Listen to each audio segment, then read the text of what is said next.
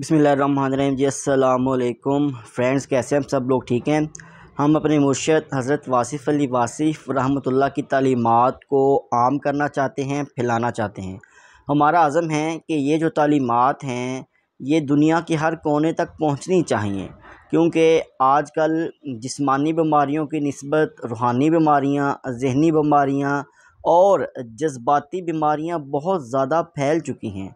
तो जो मुर्शिद की तालीमात हैं और आपसे जो सवालात पूछे गए, आपने उनके तसल्ली बख्श जवाबात दिए। तो वो जो जवाबात और सवालात हैं वो रूह की दुनिया में, जिस्म की दुनिया में, ज़हन की दुनिया में, नफ्स की दुनिया में और जज्बात की दुनिया में बहुत अहम किरदार अदा करते हैं। डिप्रेशन को, एंग्ज़ायटी को और स्ट्रेस को और दूसरे ज़हनी अमराज को ख़त्म करते हैं, उनका सलूशन है। तो इस सिलसिले में हमने ये आगाज़ किया है। इसके लिए हमने अपने यूट्यूब चैनल आसान ज़िंदगी में जो है वो एक प्लेलिस्ट क्रिएट कर दी है क्वेश्चन आंसर के नाम से। तो आप उस प्लेलिस्ट में तमाम सवालात के जवाबात सुन सकते हैं सादा और आसान फ़हम अंदाज में। तो आपको राइटिंग भी नज़र आ रही होगी, आप उसको पढ़ भी सकते हैं, सुन भी सकते हैं। तो इस सिलसिले में आप हमारा साथ दें, इस वीडियो को अपने दोस्तों के साथ ज़्यादा से ज़्यादा शेयर करें। अगर किसी की ज़िंदगी में आसानी पैदा हो गई आपकी वजह से, तो आपकी ज़िंदगी में भी आसानियाँ पैदा हो जाएंगी। हमारा मिशन है आपकी ज़िंदगी में आसानियाँ पैदा करना। सो इस सिलसिले में आप हमारे यूट्यूब चैनल आसान ज़िंदगी को सब्सक्राइब कर लें। तो चलिए शुरू करते हैं। सवाल, ये जो नफ्स है, क्या ये इंसान के वजूद और रूह की कैफियत हैं? और क्या नफ्स अम्मारा और नफ्स मुतमइन्ना, इन दो से अलग कोई तीसरी चीज़ है? इस पर कुछ रोशनी डालें। जवाब, मुर्शिद हज़रत वासिफ़ अली वासिफ़ फरमाते हैं, अब जो नफ्स की किस्मों की बात आ गई है तो फिर गौर करना पड़ेगा कि नफ्स है क्या। असल में ये रूह और मादा का इम्तिज़ाज है। तो ये जो इम्तिज़ाज है ये नफ्स है। जिस तरह हम लफ्ज़ इंसान कहते हैं, तो इंसान ना खाली रूह है और ना खाली मादा है, बल्कि ये रूह और मादा एक पैकर में जब इकट्ठे होते हैं तो इंसान कहलाता है। तो ये लवामा इंसान की एक किस्म है, इंसानों की एक किस्म है, और ये सिर्फ़ नफ्स की किस्म नहीं है। ऐसा नहीं हो सकता कि आपके अंदर नफ्स की चारों किस्में हैं। अगर आप में नफ्स की चारों इकसाम हों तो कभी आप लवामा होंगे, कभी आप मुतमइन्ना होंगे, मगर ऐसा नहीं है। तो आपको एक सिफ्त वाले लोगों मिलेंगे। मुद्दा ये है कि जिस्म और रूह जब कभी एक पैकर में इकट्ठे हों, नफ्स जो है वो हार्मोन यूनिटी है जो सोल और बॉडी के दरमियान है।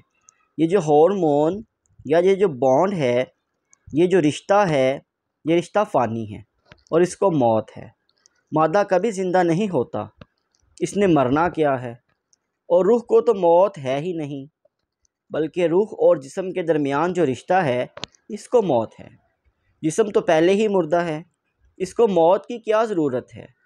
मुर्दा कभी मरा नहीं, मुर्दा तो मरता ही नहीं। रूह जो है वो ज़िंदा है, लिहाजा इसको मौत नहीं। तो कौन सी चीज़ है जिसको मौत है? और इस रिश्ते का नाम है, यानी जो रिश्ता बॉडी और सोल का है ये ख़त्म हो जाएगा। यानी मैन, इस रिश्ते का नाम है as a man, as a human being. अब आप गौर करें कि आप लोगों को नफ्स वाहद से पैदा किया गया, यानी एक इंसान से। यहाँ पर नफ्स से मुराद इंसान है। तो कुल्लु नफ्सिन ज़ायक़ातुल मौत, जहाँ तक सारे इंसान हैं वो सब इंसानी पैकर में हैं, और ये सोल और बॉडी का कम्बिनेशन है। इसने एक दफ़ा मौत का जायका ज़रूर चखना है।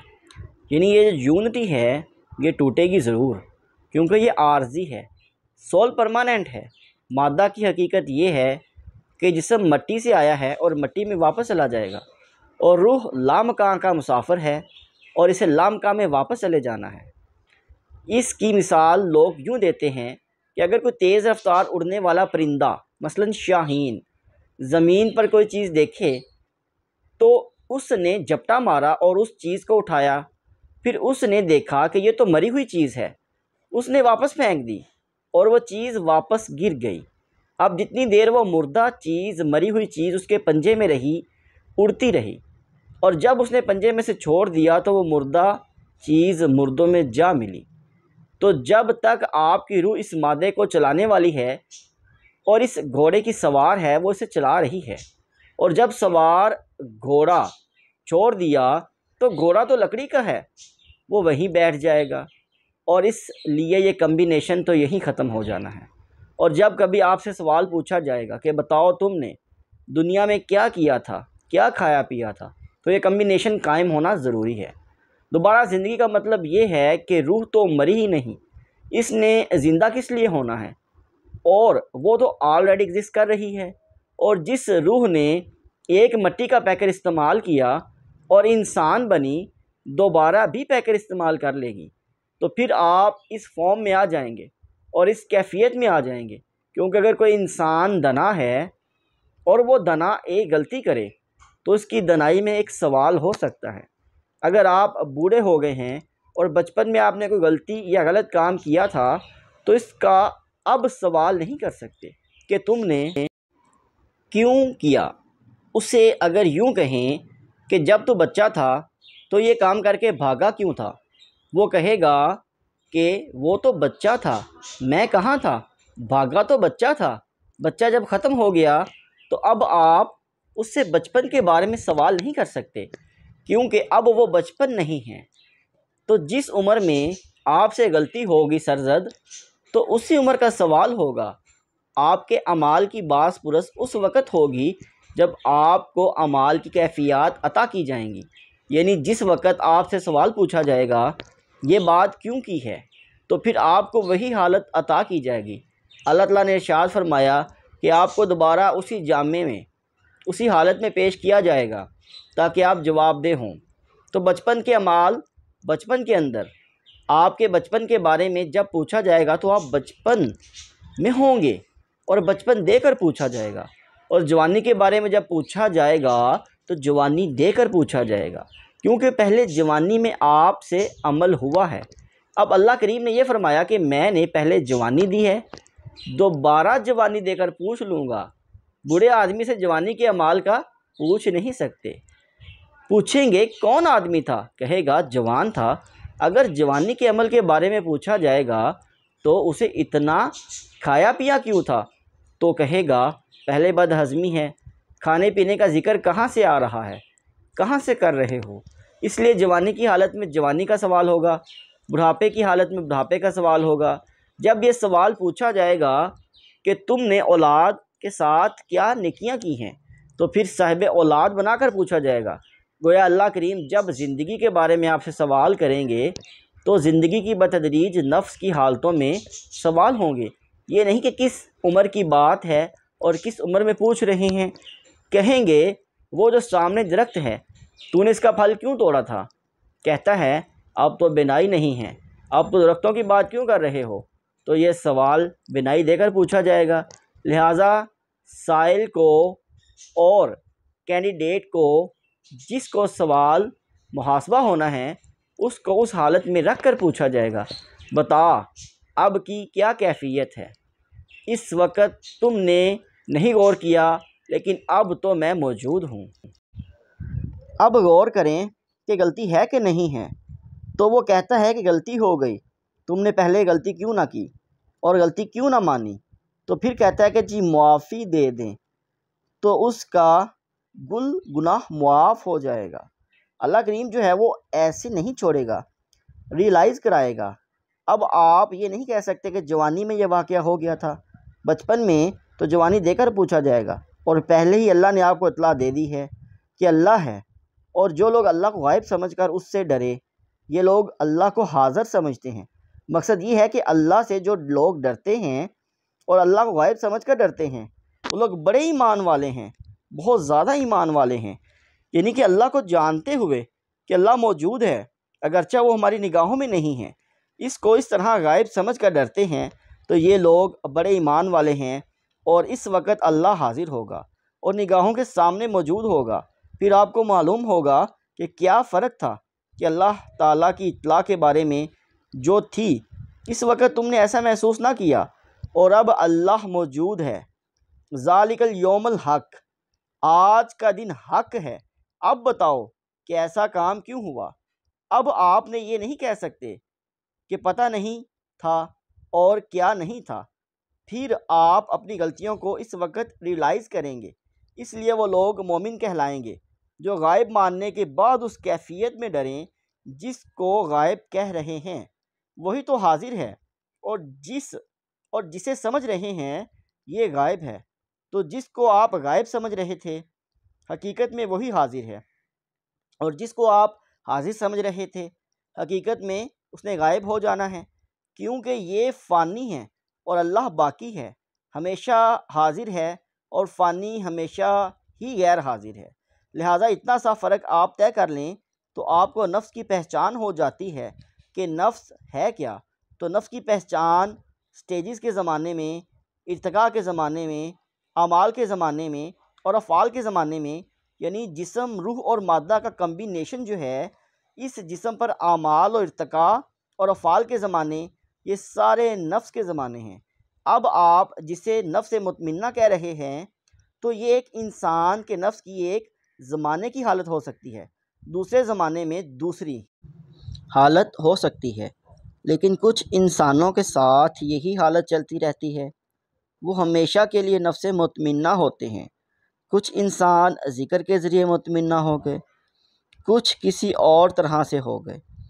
تو نفس کو جاننے کا مطلب یہ ہے کہ جسم اور جان کے رشتے کو اللہ کا احسان سمجھ کر اس کو پہچانو کہ یہ کیا چیز ہے، اور یہ کیا پرماننٹ نہیں ہے، ہمیشہ رہنے والی چیز نہیں ہے، یہ جدا ہو جائے گا، یہ رشتہ جدا ہو جائے گا، کیونکہ یہ ٹھہرنے والا نہیں ہے، اور یہ فورس کیا ہوا کمبینیشن ہے، یعنی کہ یہ اجزاء اور مختلف قسم کے عناصر کا مرکب ہے، ایک فانی ہے اور ایک ایٹرنل ہے۔